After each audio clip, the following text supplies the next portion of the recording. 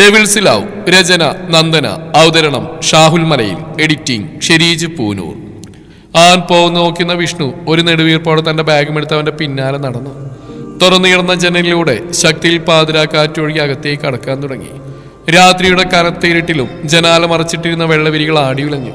ജനൽപ്പാടുകളിലൊന്ന് ശക്തമായ ശബ്ദത്തോടെ തുറന്നടഞ്ഞപ്പോഴാണ് തനു ഞെട്ടിയുണർന്നത്.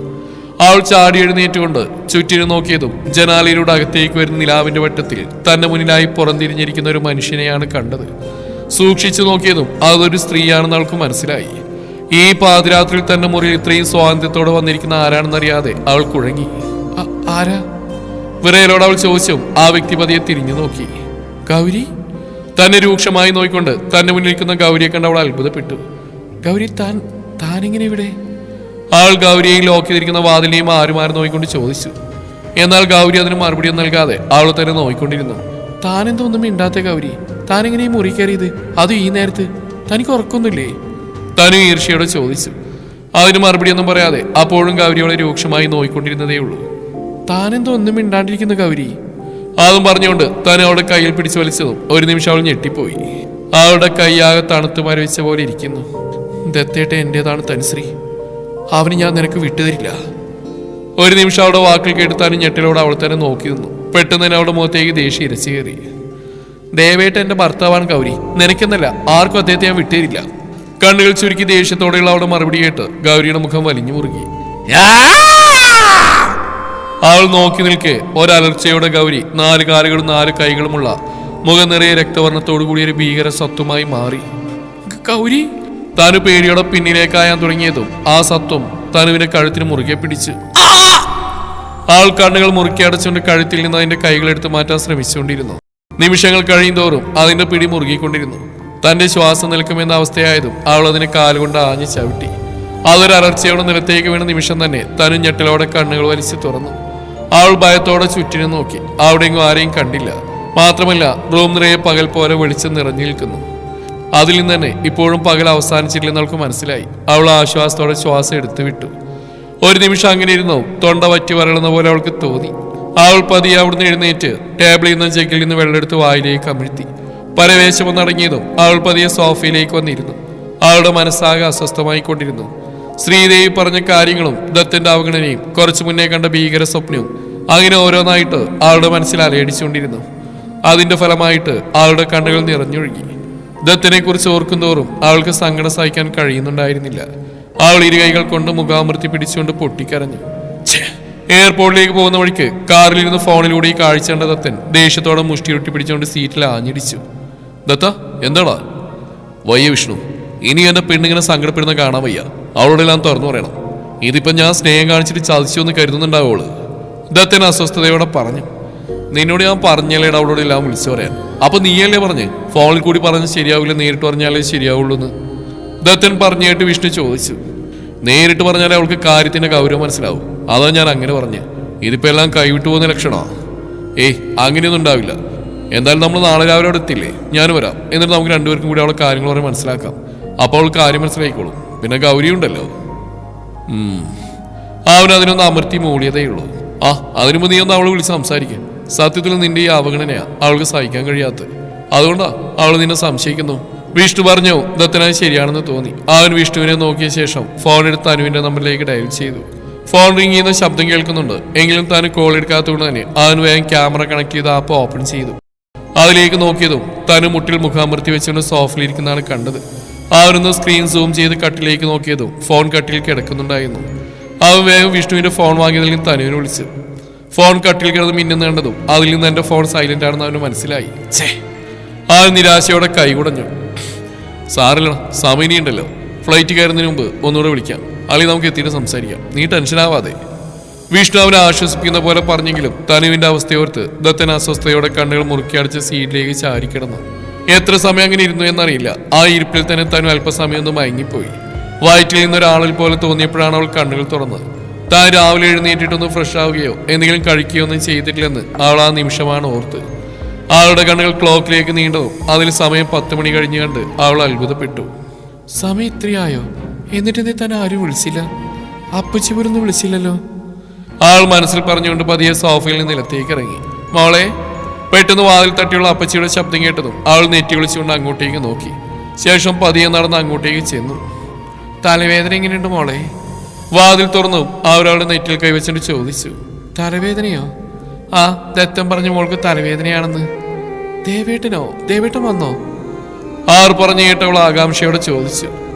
ഏയ്, ആ ഫോൺ വിളിച്ചപ്പോ പറഞ്ഞ മോള് വിളിച്ചപ്പോ തലവേദനയാണെന്ന് പറഞ്ഞുകൊണ്ട് ഫോൺ കട്ട് ചെയ്തത്രേ. ആർ പറഞ്ഞു കേട്ടവളുടെ മുഖം വാടി. എന്നെ ഒന്ന് വിളിക്കാൻ പോലും തോന്നില്ലല്ലോ ദേവേട്ട. ആൾ മനസ്സിൽ പറഞ്ഞുകൊണ്ട് അപ്പച്ചിയെ നോക്കി ഒരു നിർജീവമായ പുഞ്ചിരി നൽകി. മോള് പോയി ഫ്രഷ് ആയി വാ, അപ്പോഴേക്കും അപ്പച്ചി മോൾക്ക് കഴിക്കാൻ എന്തെങ്കിലും കൊണ്ടുവരാം. ഇനി തലവേദനയായിട്ട് താഴേക്ക് ഇറങ്ങി വരണ്ട. അവരങ്ങനെ പറഞ്ഞ അവൾക്കതൊരു ആശ്വാസമായിരുന്നു. എന്തുകൊണ്ടോ ഗൗരിയുടെയും ശ്രീദേവിയുടെയും മുഖം കാണാൻ ആ നിമിഷം അവൾ ആഗ്രഹിച്ചിരുന്നില്ല. അന്നത്തെ ദിവസം എങ്ങനെയൊക്കെയോ തന്നെ തള്ളി നീക്കി. റൂമിൽ നിന്ന് പുറത്തേക്ക് ഇറങ്ങാത്തതുകൊണ്ട് തന്നെ അവൾക്ക് ഗൗരിയോ ശ്രീദേവിയോ അധികം കാണേണ്ടതായി വന്നില്ല. എങ്കിലും ഇടക്ക് ഗൗരി അവളുടെ മുറിയിലേക്ക് വന്ന് അവളുടെ സുഖവിവരം അന്വേഷിച്ചതും എന്തൊക്കെയോ മുക്കിയും മൂളിയും മറുപടി അറിഞ്ഞുകൊണ്ട് തന്നെ അവളെ ഒഴിവാക്കി. രാത്രിയിൽ ഉറക്കം വരാതെ തന്നെ മുറിയിലൂടെ അങ്ങോട്ടും ഇങ്ങോട്ടും നടക്കുകയായിരുന്നു. ദത്തൻ എന്തിന് തന്നോട് ഇങ്ങനെയൊക്കെ കാണിക്കുന്നു എന്ന ചിന്ത അവളെ ഭ്രാന്ത് പിടിപ്പിക്കുന്ന പോലെ തോന്നി. അവൾ ഇരുകൈകളിലെയും വിരലുകൾ കൂട്ടിയും അഴിച്ചും തന്റെ ഉള്ളിലെ സംഘർഷം കുറയ്ക്കാൻ ശ്രമിച്ചുകൊണ്ടിരുന്നു. പെട്ടെന്ന് തന്നെ ഫോൺ വൈബ്രേറ്റ് ചെയ്യുന്ന ശബ്ദം കേട്ടതും അവൾ ഓടിച്ചെന്ന് ഫോൺ എടുത്ത് നോക്കി. ദത്തനാണെന്ന് കരുതി അവൾ സന്തോഷത്തോടെ ഫോൺ എടുത്തു. അതിൽ ചിറ്റയുടെ നമ്പർ കണ്ട് അവളുടെ മുഖം ഭംഗി. ഈ സമയം ചിറ്റയുടെ ഫോണിൽ നിന്ന് കുഞ്ഞു വിളിക്കുന്നതാണ്. എന്തുകൊണ്ടോ അവൾക്ക് ആ കോൾ എടുക്കാൻ തോന്നിയില്ല. അവൾ ഫോൺ കട്ടിലേക്ക് തന്നെ അലസമായി വലിച്ചെറിഞ്ഞുകൊണ്ട് സോഫയിലേക്ക് പോയിരുന്നു. എന്നെ ഒന്ന് വിളിക്കാൻ പോലും വയ്യ, ദുഷ്ടൻ. നാളെ വരട്ടെ, ഞാൻ കാണിച്ചു കൊടുക്കുന്നുണ്ട്. പല്ലുകൾ ഞെരിച്ചുകൊണ്ട് അവൾ ദത്തനെ ചീത്ത വിളിച്ചു. ശേഷം എന്തൊക്കെയോ പിറുപിറുത്തുകൊണ്ട് അവൾ സോഫയിലേക്ക് ചാരിക്കിടന്നു. പതിയെ അങ്ങനെ കിടന്നുകൊണ്ട് അവൾ നിദ്ര പുൽക്കുമ്പോൾ അങ്ങ് ദൂരെ ഫ്ലൈറ്റിലിരുന്നുകൊണ്ട് ഒരുവൻ അവളെയും മനസ്സിൽ പ്രതിഷ്ഠിച്ചുകൊണ്ട് കണ്ണുകൾ മുറുക്കി അടച്ചു. അതിരാവിലെ എന്തൊക്കെയോ പേടിപ്പെടുന്ന സ്വപ്നങ്ങൾ കണ്ടുകൊണ്ടാണ് രേവതി കണ്ണുകൾ വലിച്ചു തുറന്ന് അവളുടെ മനസ്സിലേക്ക് തനുവിനെ ലക്ഷ്യമാക്കി വരുന്ന എന്തൊക്കെയോ ഭീകരജീവികളുടെ പേടിപ്പെടുത്തുന്ന മുഖം തെളിഞ്ഞു വന്നു. എന്റെ കുഞ്ഞ്, അവർ നെഞ്ചിൽ കൈവച്ചുകൊണ്ട് പതിയെ പറഞ്ഞു. വല്ലാത്ത അസ്വസ്ഥത തോന്നിയതും അവർ മുഖമൊന്ന് അമർത്തി തുടച്ചുകൊണ്ട് എഴുന്നേറ്റ് വാഷ്റൂമിലേക്ക് നടന്നു. ഫ്രഷായി പുറത്തേക്ക് ഇറങ്ങുമ്പോഴും അവരുടെ മനസ്സാകെ അസ്വസ്ഥമായി തന്നെ ഇരുന്നു. അമ്പലത്തിൽ പോയി ഭഗവാന് മനസ്സുറന്ന് പ്രാർത്ഥിച്ചാൽ ചെറിയൊരു ആശ്വാസമെങ്കിലും കിട്ടുമെന്ന് കരുതി അവൾ വേഗം ഒരു സെറ്റ് സാരി എടുത്ത് റെഡിയായി. വാതിൽ തുറന്ന് പുറത്തേക്ക് ഇറങ്ങിയതും കിച്ചണിൽ നിന്ന് 2 കട്ടൻ ചായയുമായി പുറത്തേക്ക് ഇറങ്ങുന്ന കുഞ്ഞുവിനെയാണ് കണ്ടത്. ഞാനൊന്ന് അമ്പലത്തിൽ പോവാ മോളെ. അതിന് മറുപടിയായി ഒന്ന് മൂളിക്കൊണ്ട് അവൾ കയ്യിലിരുന്നൊരു കട്ടൻ ചായ മുന്നിലായിട്ടിരിക്കുന്ന ടീപ്പോയിലേക്ക് വെച്ചു. ശേഷം ഒന്നും മിണ്ടാതെ തന്റെ മുറിയിലേക്ക് കയറി വാതിലടച്ചു. അവളുടെ ആ പ്രവൃത്തിയിൽ അവൾ പോയ വഴിയൊന്ന് നോക്കി നിൽക്കാൻ മാത്രമേ രേവതിക്ക് സാധിച്ചിരുന്നുള്ളൂ. അല്ലെങ്കിലും തനിക്കിപ്പോൾ അതിന് മാത്രമേ കഴിയുകയുള്ളൂ. അന്നത്തെ സമ്പത്തിന് ശേഷം കുഞ്ഞു തന്നോടൊന്ന് സംസാരിക്കുന്ന പോലും വിരളമാണെന്ന് അവർ മനസ്സിലോർത്തു.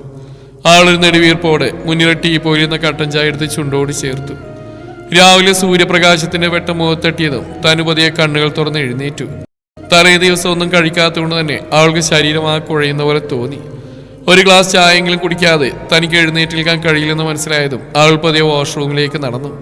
ഫ്രഷായി പുറത്തേക്ക് ഇറങ്ങുമ്പോൾ അവളുടെ മനസ്സിറയെ ഇന്ന് ദത്തം വരുമ്പോൾ ചോദിക്കാൻ കരുതി വെച്ച ചോദ്യങ്ങളായിരുന്നു. അവയെല്ലാം ഒന്നുകൂടെ മനസ്സിൽ ഊട്ടി ഉറപ്പിച്ചുകൊണ്ട് അവൾ കിച്ചണിലേക്ക് നടന്നു. മോളിൽ നിന്ന് ലേറ്റായോ? താഴേക്കുള്ള പടികൾ ഇറങ്ങിയതും പൂജാമുറിയിൽ നിന്ന് ഇറങ്ങി വന്ന രാജേശ്വരി അവളെ കണ്ടുടനെ ചോദിച്ചു. പച്ചി, കുറച്ച് ലേറ്റായി. ഇന്നലെ രാത്രി ഒട്ടും ഉറക്കം കിട്ടിയിരുന്നില്ല. എന്തു പറ്റി മോളെ? ഇന്നലെ മോള് ഭക്ഷണം കഴിക്കാനും ഇറങ്ങി വന്നില്ല. തലവേദന ഇതുവരെ മാറിയില്ലേ? അവരവളുടെ നെറ്റിയിലും കഴുത്തിലൊക്കെ കൈവച്ച് നോക്കിക്കൊണ്ട് ചോദിച്ചു. മാറിയ പച്ചി, തലവേദന ആയത് കാരണം ഇന്നലെ ഉറങ്ങാൻ ഒരുപാട് ലേറ്റായി. അത് രാവിലെ എഴുന്നേൽക്കാൻ താമസിച്ച്. ആണോ? എന്നാ മോള് വന്ന് എന്തെങ്കിലും കഴിക്ക്. ഇന്നലെ മുതലൊന്നും കഴിക്കാതിരിക്കുമല്ലേ? ആരവളുടെ കവളിൽ തലോടിക്കൊണ്ട് പറഞ്ഞു. ആളൊന്ന് പുഞ്ചിരിച്ചുകൊണ്ട് അവരുടെ കൂടെ കിച്ചണിലേക്ക് നടന്നു. അപ്പൊ നിനക്ക് ഇവിടുന്ന് പോവാൻ യാതൊരു ഉദ്ദേശമില്ലല്ലേ? ശരിയാക്കി തരാം. അതേസമയം അവൾ നടന്നു പോകുന്ന നോക്കിക്കൊണ്ട് തന്റെ മുറിയുടെ വാതിക്കൽ നിന്ന് ശ്രീദേവി ആൾ നോക്കി പല്ലുകൾ ഞെരിച്ചുകൊണ്ട് പിറുവിറുത്തു. കിച്ചണിൽ നിന്നും കയ്യിലൊരു കപ്പ് കാപ്പിയുമായി തനുപതി അടുക്കള ഡോർ വഴി പുറത്തേക്ക് ഇറങ്ങി. സൂര്യപ്രകാശത്തിന്റെ ശോഭയിൽ കുളിച്ചു നിൽക്കുന്ന പകലിനെ നോക്കിക്കൊണ്ട് അവൾ ആ അടുക്കളപ്പടിയിലിരുന്നു. ശേഷം പതിയെ കയ്യിലിരുന്ന കോഫി ഓരോ സിപ്പായി കുടിക്കാൻ തുടങ്ങി. കോഫി കുടിക്കുന്നുണ്ടെങ്കിലും അവളുടെ മനസ്സ് മറ്റെങ്ങോ ആയിരുന്നു. ദത്തനെയും ഗൗരിയെയും കുറിച്ച് ഓർക്കുന്തോറും അവൾക്കൊട്ടും സമാധാനം കിട്ടാത്ത പോലെ. ഏറെ നേരം അങ്ങനെ ഇരുന്നിട്ടും മനസ്സിന് അല്പം പോലും ആശ്വാസം കിട്ടുന്നില്ലെന്ന് കണ്ട് അവൾ പതിയെ അവിടുന്ന് എഴുന്നേറ്റു. അവൾക്ക് ആ നിമിഷം തൊടിയിലൂടെ നടക്കാൻ തോന്നി. അവൾ പതിയെ പിൻവശത്തു കൂടി തൊടിയിലേക്ക് ഇറങ്ങാൻ തുടങ്ങിയപ്പോഴാണ് എതിർവശത്തെ ആഞ്ഞിലി മരത്തിന്റെ ചുവട്ടിൽ നിന്നുകൊണ്ട് ആരോ അടക്കി പിടിച്ചുകൊണ്ട് സംസാരിക്കുന്നത് അവളുടെ ശ്രദ്ധയിൽപ്പെട്ടത്. ചില്ലകളുടെ മറവ് കൊണ്ട് തന്നെ അവൾക്ക് പെട്ടെന്ന് അത് ആരാണെന്ന് വ്യക്തമായിരുന്നില്ല. അവൾ ഒന്നുകൂടി അടുത്തേക്ക് ചെന്നുകൊണ്ട് സൂക്ഷിച്ചു നോക്കിയതും അത് ഗൗരിയാണെന്ന് മനസ്സിലായി. അവൾ ആരോടോ ഫോണിൽ സംസാരിക്കുകയാണ്. ഗൗരിയാണെന്ന് മനസ്സിലായതും തനുവിന്റെ മുഖത്തൊരു നീരസം തെളിഞ്ഞു. എന്തുകൊണ്ടോ അവൾക്ക് പിന്നെ അവിടെ നിൽക്കാൻ തോന്നിയില്ല. അവൾ തിരിഞ്ഞകത്തേക്ക് നടക്കാൻ തുടങ്ങിയതും ഫോണിലൂടെ ഗൗരി പറഞ്ഞ വാക്കുകൾ കേട്ട് അവൾ ഒരു നിമിഷം നടുങ്ങിപ്പോയി. എന്നെ ഒന്നും മനസ്സിലാക്കാൻ ശ്രമിച്ചൂടെ ദത്തേട്ട? ഇങ്ങനെ അകറ്റി നിർത്താനായിരുന്നെങ്കിൽ പിന്നെ എന്തിനാ എന്നെ സ്നേഹിച്ച്? ഗൗരിയുടെ വാക്കുകൾ ഒരു നിമിഷം തന്റെ ഹൃദയത്തിൽ വന്ന് ആഞ്ഞു പതിക്കുന്ന പോലെയാണ് തനുവിന് തോന്നിയത്. ഇവളെന്തീ പറയുന്നേ? അപ്പൊ എന്റെ ദേവേട്ടനും ഇവളും തമ്മിൽ? തനു അസ്വസ്ഥയോടെ മനസ്സിൽ പറഞ്ഞു. ഇവിടെ ദേവിയാൻ്റെ എൻ്റെ അമ്മയും ചേർന്ന് എൻ്റെയും ദത്തൻ്റെയും വിവാഹം ഉറപ്പിച്ചിരിക്കുക. അതറിഞ്ഞിട്ട് പോലും എന്നെ ഒന്ന് വിളിക്കുകയോ സംസാരിക്കുകയോ ചെയ്തില്ലല്ലോ. ആൾ ദത്തനോടായി പറഞ്ഞ വാക്കുകൾ കേട്ട് തനുവിന് അവൾ ദത്തനോട് പരിഭവം പറയുന്ന പോലെയാണ് തോന്നിയത്. വേണ്ട, ഒന്നും പറയണ്ട. ഇന്നുകൊണ്ട് ഇതിനൊരു തീരുമാനം ഉണ്ടാക്കണം. അന്ന് എന്നെ കണ്ടുകൊണ്ട് ഇവിടുന്ന് US-ലേക്കൊന്നും പറഞ്ഞ് പോയതല്ലേ, അതുകൊണ്ട് തന്നെയാണ് ഞാൻ ഇങ്ങോട്ടേക്ക് താമസം മാറിയത്. അവളത് പറഞ്ഞു. തനുവിന്റെ മനസ്സിലന്ന് ഗൗരിയെ കണ്ട് ദത്തൻ അസ്വസ്ഥനായതും പിറ്റേന്ന് രാവിലെ തന്നെ അവൻ US-ലേക്ക് പോയതും കടന്നു വന്നു. അപ്പൊ ഇവളെ കണ്ടുകൊണ്ട് മനഃപൂർവ്വം ഇവിടുന്ന് പോയതാണോ? അതിന് മാത്രം ഇവർ തമ്മിൽ എന്താ ബന്ധം? ഇനി ഇവർ തമ്മിൽ നേരത്തെ പ്രണയത്തിലായിരുന്നോ? തന്നെ വിവാഹം കഴിച്ച പോലും തന്റെ ചിറ്റിയുള്ള പ്രതികാരം തീർക്കാൻ വേണ്ടി മാത്രമായിരുന്നോ? അപ്പൊ എന്നുള്ള പ്രതികാരത്തിന് വേണ്ടി ഇവളെ ഒഴിവാക്കിയതാണോ? അതോ എന്നുള്ള പ്രതികാരം തീർത്തിട്ട് ഇവളെ സ്വീകരിക്കാൻ കാത്തിരിക്കുകയായിരുന്നോ? ഒന്നും മനസ്സിലാവുന്നില്ലല്ലോ ഭഗവാനെ. ആൾ മനസ്സിൽ പറഞ്ഞുകൊണ്ട് വീണ്ടും ഗൗരിയുടെ വാക്കുകൾ ശ്രദ്ധിച്ചു. എന്തായാലും നിങ്ങളിപ്പോൾ എയർപോർട്ടിൽ എത്തിയില്ലേ? അധികം വൈകാതെ തന്നെ നിങ്ങളിവിടെ എത്തും. അപ്പോൾ നമുക്ക് നേരിട്ട് സംസാരിക്കാം. എന്തായാലും ഇന്നുകൊണ്ട് ഇതിന് തീരുമാനിക്കാൻ അറിയണം. ആൾ വാശിയോടെ പറയുന്ന കേട്ട് പിന്നിൽ നിന്ന് തനുവിന്റെ ഹൃദയം മുറിഞ്ഞു. ഇല്ല, തനുവിന് സംശയമൊന്നുമില്ല. എന്നോടും ചോദിച്ചില്ല. ചോദിച്ചാൽ തന്നെ എന്തെങ്കിലും നുണ പറഞ്ഞാൽ ഞാൻ ഒഴിവാക്കിക്കോളാം. എന്തായാലും നിങ്ങൾ വരുന്നവരോട് ഞാനൊന്നും പറയില്ല. അതൊക്കെ എന്താണെന്ന് വെച്ചാൽ ദത്തനോട് പറഞ്ഞാൽ മതി. അത് കേട്ടതും ഒരുക്കിക്കൊണ്ടിരുന്ന അവളുടെ ഹൃദയത്തിൽ തീ കോരിയിരുന്ന പോലെയാണ് തനുവിന് തോന്നിയത്. ശരിയെന്നാ, ഞാൻ വെക്കുക. ഇനി നിങ്ങളതിന് നേരിട്ട് കാണാം. അതും പറഞ്ഞുകൊണ്ട് അവൾ ഫോൺ കട്ട് ചെയ്ത ശേഷം ഒരു ദീർഘശ്വാസം എടുത്തുകൊണ്ട് അകത്തേക്ക് കയറിപ്പോയി. ഗൗരി പോയിട്ടും തനു അതേ നിൽപ്പ് തന്നെ അവിടെ നിന്നു. ഈശ്വര, എന്താ ഞാനീ കേട്ടത്? ദേവേട്ടനെ ചതിക്കായിരുന്നു ദൈവമേ. തനു നെഞ്ചിൽ കൈവച്ചുകൊണ്ട് അവിടെ തന്നെ ചടഞ്ഞിരുന്നു. ഇതേ സമയം ഫോൺ കട്ട് ചെയ്ത ദത്തൻ തന്റെ അരികിലായിരിക്കുന്ന വിഷ്ണുവിനെ ഒന്ന് തറപ്പിച്ച് നോക്കി. എയർപോർട്ടിൽ നിന്നിറങ്ങി ടാക്സിയിൽ വീട്ടിലേക്ക് വരികയായിരുന്നു അവർ. അപ്പോഴാണ് ഗൗരി വിഷ്ണുവിനെ നമ്പറിലേക്ക് വിളിക്കുന്നത്. വിഷ്ണു ഫോൺ എടുത്ത് അവളോട് സംസാരിക്കാത്തതുകൊണ്ട് തന്നെ ദത്തനാണ് അവളോട് സംസാരിച്ച്. നീ എന്തിനാ എന്നെ ഇങ്ങനെ സൂക്ഷിച്ചു നോക്കുന്നു? അതിന് മാത്രം ഞാനെന്ത് ചെയ്തു? അവനെ നോട്ടം കണ്ടതും വിഷ്ണു ഒരു ഇളിയോടെ ചോദിച്ചു. എന്നെ കൊണ്ടൊന്നും പറയിപ്പിക്കരുത് നീ. അവന്റെ ഒരു ഉണക്ക പ്രേമം. ഏടാ പുള്ളിയെ ധൈര്യം ഇല്ലാത്തവരൊന്നും പ്രേമിക്കാൻ നിൽക്കരുത്. ഇതൊരുമാതിരി അവളുടെ സങ്കടം കൂടി കാണേണ്ട അവസ്ഥ. അവൻ ആരോടൊന്നില്ല പറഞ്ഞുകൊണ്ട് തന്റെ കയ്യിൽ നിന്ന് ഫോൺ അവന്റെ കയ്യിലേക്ക് വെച്ചു കൊടുത്തു. എടാ, എന്റെ അവസ്ഥ മിണ്ടരുത് നീ. അവന്റെ ഒരു അവസ്ഥ. അവന്റെ വായിൽ നിന്ന് നല്ല കേട്ടോ. പിന്നെ വിഷ്ണു ഒന്നും പറയാൻ നിന്നില്ല. അവൻ ദയനീയമായി ദത്തനെ നോക്കിയ ശേഷം പുറത്തേക്ക് നോക്കിയിരുന്നു. ആ നിമിഷം അവർ രണ്ടുപേരുടെയും ചിന്ത അവരുടെ പെണ്ണിനെ ചുറ്റിപ്പറ്റിയതുകൊണ്ട് തന്നെ കൂടുതലൊന്നും അവർ സംസാരിക്കാൻ നിന്നില്ല. രണ്ടുപേരുടെയും മനസ്സ് അവരുടെ പാതിയിൽ തന്നെ ഒതുങ്ങി നിന്നു. ശ്രീകോവിലിന് മുമ്പിൽ ഇരു കൈകളും കൂപ്പി പ്രാർത്ഥനയോടെ നിൽക്കുമ്പോൾ രേവതിയുടെ മനസ്സാകെ അസ്വസ്ഥമായി കൊണ്ടിരുന്നു. ഇതുവരെ തന്റെ ജീവിതത്തിൽ നടന്നതിനേക്കാൾ ഇരട്ടിയായി എന്തോ വലുത് സംഭവിക്കാൻ പോകുന്ന പോലെ. അത് ഏറ്റവും കൂടുതൽ ബാധിക്കാൻ പോകുന്നത് തന്റെ തനുവിനെയാണെന്ന് അവളുടെ മനസ്സിലിരുന്ന് ആരോ പറയുന്ന പോലെ. ഭഗവാനെ, എന്റെ കുഞ്ഞിനെ കാത്തോണേ. ആ ഒരു ഇരു കൈകളും കൂപ്പി ശ്രീകോവിലിനുള്ളിലിരിക്കുന്ന മഹാദേവൻ നോക്കിക്കൊണ്ട് പ്രാർത്ഥിച്ചു. തിരുമേനിയുടെ കയ്യിൽ നിന്ന് തീർത്ഥവും പ്രസാദവുമായിക്കൊണ്ട് അവൾ തിരിഞ്ഞടന്നു. ക്ഷേത്രത്തിന് ചുറ്റും പ്രദക്ഷിണം ചെയ്യുമ്പോൾ അവളുടെ മനസ്സാകെ പലവിധ ചിന്തകളാൽ കുഴഞ്ഞു മറിഞ്ഞുകൊണ്ടിരുന്നു. മനസ്സാസ്വസ്ഥമായതുകൊണ്ട് തന്നെ അവൾ ആ നിമിഷം എതിരെ വരുന്ന ആളുകളെ കണ്ടിരുന്നില്ല. രേവതി. അവരെ മറികടന്നുകൊണ്ട് അവൾ മുന്നോട്ട് നടന്നു. പിന്നിൽ നിന്ന് ആരോ അവളുടെ പേര് വിളിക്കുന്ന ശബ്ദം കേട്ട് അവൾ തിരിഞ്ഞു നോക്കി. ലക്ഷ്മി. മുന്നിൽ തന്നെ രൂക്ഷമായി നോക്കി നിൽക്കുന്ന ലക്ഷ്മിയെ കണ്ടതും അവരുടെ മുഖം വിളറി വെളുത്തു. കണ്ണുകൾ നിറച്ചുകൊണ്ട് അവർ ലക്ഷ്മിയെ തന്നെ നോക്കി നിന്നു. ലക്ഷ്മി. അവരുടെ നാവ് മന്ത്രിക്കുമ്പോൾ ലക്ഷ്മിയുടെ മുഖത്ത് തെളിഞ്ഞ അവജ്ഞ അവരെ കൊല്ലാതെ കൊന്നു. നാളുകൾക്ക് ശേഷമുള്ള കൂടിക്കാഴ്ചയാണ്. ഇടക്കൊക്കെ പരസ്പരം കാണാറുണ്ടായിരുന്നുവെങ്കിലും അപ്പോഴൊക്കെയും രേവതിയുടെ മുഖത്ത് പോലും നോക്കാതെ തിരിഞ്ഞടക്കാറായിരുന്നു ലക്ഷ്മി ചെയ്യാറുണ്ടായിരുന്നത്. പക്ഷെ ഇപ്പോൾ ലക്ഷ്മിയായിട്ട് തന്നെ രേവതിയുടെ മുന്നിൽ വന്ന് നിൽക്കുന്നു. ലച്ചു. ലക്ഷ്മി അടുത്തേക്ക് വന്നു. രേവതി എന്തോ പറയാനായി അവളുടെ മുന്നിലേക്ക് കയറിയിരുന്നു. എന്നാൽ അവൾ പറഞ്ഞു തുടങ്ങും മുന്നേ ലക്ഷ്മി കൈ ഉയർത്തി അവളെ തടഞ്ഞു. നിന്റെ സൗഹൃദ സംഭാഷണം കേൾക്കാൻ വേണ്ടിയല്ല ഞാൻ നിന്നെ വിളിച്ചത്. ഒരു കാര്യം നിന്നോട് പറയാൻ വേണ്ടി മാത്രമാണ്. ഗൗരവത്തോടെയുള്ള ലക്ഷ്മിയുടെ സംസാരം കേട്ടതും രേവതി നെറ്റി വിളിച്ചിട്ട് അവൾ നോക്കി നിന്നു. ഇനിയും നീ ചെയ്ത തെറ്റിന്റെ അനന്തരഫലം അനുഭവിക്കാനായി ആ പാവം പെൺകുട്ടിയെ കുരുതി കുടിക്കരുത്. അതൊരു പാവം പെൺകുട്ടിയാണെന്ന് കണ്ടാൽ തന്നെ മനസ്സിലാവും. നിന്റെ കുടുംബത്തിൽ വന്ന് പിറന്നുപോയി എന്ന ഒരൊറ്റ കാരണം കൊണ്ട് മാത്രം അതിന്ന് ഇത്രയും ദുരിതനുഭവിക്കേണ്ടി വരുന്നത്. അതുകൊണ്ട് ഇനിയും അതിനിട്ടിങ്ങനെ ദ്രോഹിക്കാൻ വിട്ടുകൊടുക്കാതെ എത്രയും പെട്ടെന്ന് നീ അതിനെ അവിടുന്ന് വിളിച്ചുകൊണ്ട് പോകാൻ നോക്ക്. ലക്ഷ്മി ദേഷ്യത്തോടെ പറഞ്ഞു കേട്ട് അവൾ ഇത് ആരെക്കുറിച്ചാണ് പറയുന്നതെന്ന് മനസ്സിലാവാതെ രേവതി അവരെ തന്നെ നോക്കിക്കൊണ്ട് നിന്നു. നീ ഇത് ആരെക്കുറിച്ചാ പറയുന്നത് ലച്ചു? എനിക്കൊന്നും മനസ്സിലാവുന്നില്ല. രേവതി ചോദിച്ച ലക്ഷ്മി അവളെ കണ്ണുകൾ ചുരുക്കിക്കൊണ്ട് നോക്കി. വേറെ ആര്? നിന്റെ വീട്ടിലൊരു പെൺകുട്ടി ഉണ്ടായിരുന്നില്ലേ? നിന്റെ ചേച്ചിയുടെ മോള്. എന്താ അവളുടെ പേര്? തനുശ്രീ. അവളെ കുറിച്ച് തന്നെയാ പറഞ്ഞ്. ലക്ഷ്മി പറഞ്ഞു കേട്ട് രേവതിയുടെ മുഖത്ത് ഭയം നിറഞ്ഞു. തനുവോ? അയ്യോ, അവൾക്ക് എന്താ? എന്റെ കുഞ്ഞിനെന്താ പറ്റിയത്? അവൾ ലക്ഷ്മിയുടെ അരികിലേക്ക് നീങ്ങുന്നോണ്ട് ചോദിച്ചു. ആ, ഇതുവരെ അവളുടെ ജീവൻ ആപത്തൊന്നും സംഭവിച്ചില്ല. പക്ഷെ ഇനി അവളെ മനക്കിൽ നിർത്തിയ അവളുടെ ജീവൻ തന്നെ എന്നേക്കുമായി നഷ്ടാവും. അത്രത്തോളം പകയുണ്ട് അവർക്ക് നിന്നോടും നിന്റെ കുടുംബത്തിനോടും. അറിയാലോ? അവൾ ചോദിച്ചതും രേവതി അറിയാതെ തന്നെ മുഖം കുനിച്ചു. പെട്ടെന്ന് അവളുടെ കണ്ണുകൾ ചുരുങ്ങി. അവൾ ഞെട്ടിലോടെ മുഖമുയർത്തി ലക്ഷ്മിയെ നോക്കി. നീ ഇപ്പൊ എന്താ ലക്ഷ്മി പറഞ്ഞ്? മനക്കിൽ നിൽക്കുന്ന ഓരോ നിമിഷം എന്റെ കുഞ്ഞിന്റെ ജീവൻ ആപത്തിലാണെന്നോ?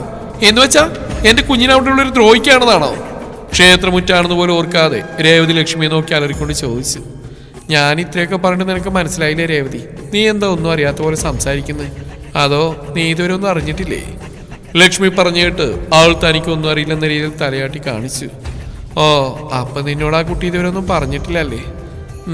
എന്നെ വിഷമിപ്പിക്കേണ്ടെന്ന് കരുതിയായിരിക്കും. ആ, എന്തായാലും അതിന്റെ അവസ്ഥ നേരിൽ കണ്ട ഒരു സ്ത്രീ എന്ന നിലയിൽ എനിക്കൊന്നും മറച്ചു വെക്കാൻ തോന്നുന്നില്ല. ആര് പറഞ്ഞു കേട്ട് രേവതി വേഗം ലക്ഷ്മിയുടെ കയ്യിൽ മുറുകെ പിടിച്ചു.